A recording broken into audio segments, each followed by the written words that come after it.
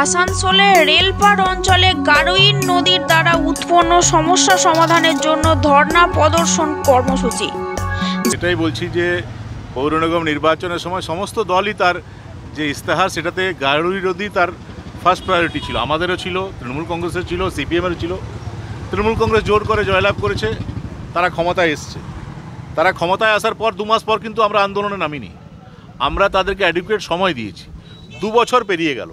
এই 2 বছরে অন্তত 5 জন ব্যক্তি মারা গেছে এই গারোই নদীর কারণে। এবং 2 বছর পরেও যখন দেখছি যে প্রত্যেক বছর গারোই নদী নামে 50 লক্ষ টাকা, 1 কোটি টাকা কোথায় কি হয়ে যাচ্ছে আমরা কেউ জানতে পারছি না। কিন্তু গারোই নদী যেরকম ছিল সেরকমই আছে।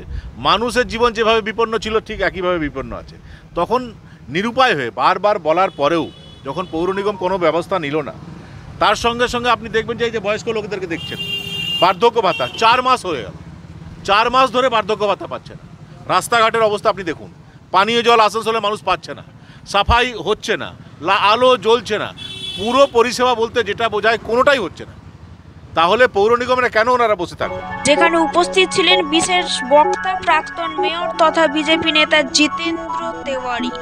এছাড়া গারোইন নদী হইতে সমস্যা সমাধান, রেলপার অঞ্চলে রাস্তা বেহাল, বিধবা ও বৃদ্ধা পেনশন, পরিষ্কার পরিচ্ছন্নতা সমস্যা, জলের সমস্যা প্রভৃতি সামনে রেখে এদিন আসানসোলের ধাদকা রোডের মঙ্গল পাণ্ডে সেতুর নিকট এই ধর্ণা কর্মসূচি অনুষ্ঠিত হয়। নির্লজ্জ হয়, পৌর নিগমে যারা আছে তারা নির্লজ্জ হয়। তাদের চামড়া যদি গন্ডালের চামড়া হয় তাহলে আগামী দিনে আরো বড় আন্দোলন আমাদেরকে নামতে হবে।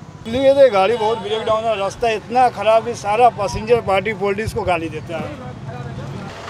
80 फुट के जब नदी है, पुल है, तो 80 फुट का तो चौड़ा होना चाहिए, तो जाम नहीं होगा जिधर जिधर आपका घर इधर बना लिए इधर बना लिए, थोड़ी होगा। जबरदखल करके घर बनाए। हाँ, माइनस करने का जगह नहीं, आदमी पेशाब करके सब टूटा हुआ है।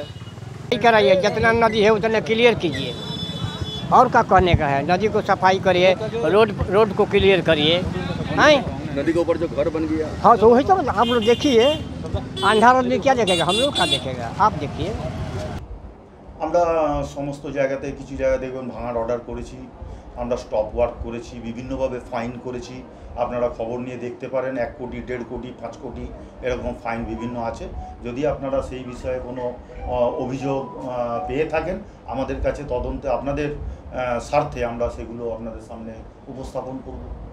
একটা শেষ প্রশ্ন হচ্ছে 14 নম্বর ওয়ার্ড, 15 নম্বর ওয়ার্ড, 21 নম্বর ওয়ার্ড, 27 নম্বর ওয়ার্ড, আসানসোলের আরসিআই থেকে শুরু করে শফি মোড় পর্যন্ত সম্পূর্ণ রাস্তার বেহাল অবস্থা, রাস্তা ভেঙে পড়েছে। এতগুলো ওয়ার্ডের কাউন্সিলর সেই জায়গায় রয়েছে, কোনো কাজ নাকি হচ্ছে না।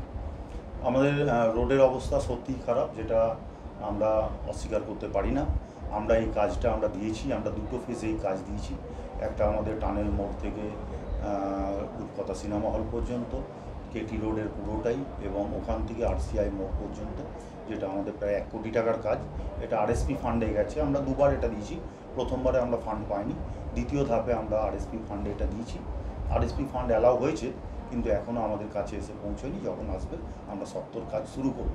ইতিমধ্যে জনগণের কিছু অসুবিধা নিশ্চয়ই হচ্ছে, আমরা সেখানে ইট টুকরো এবং স্টোন দিয়ে মানুষ যেন বিপদমুখী না হয়ে যায় তার প্রচেষ্টা করছি, এবং আজ রাত থেকে সেটা আপনারা দেখতে পাবেন।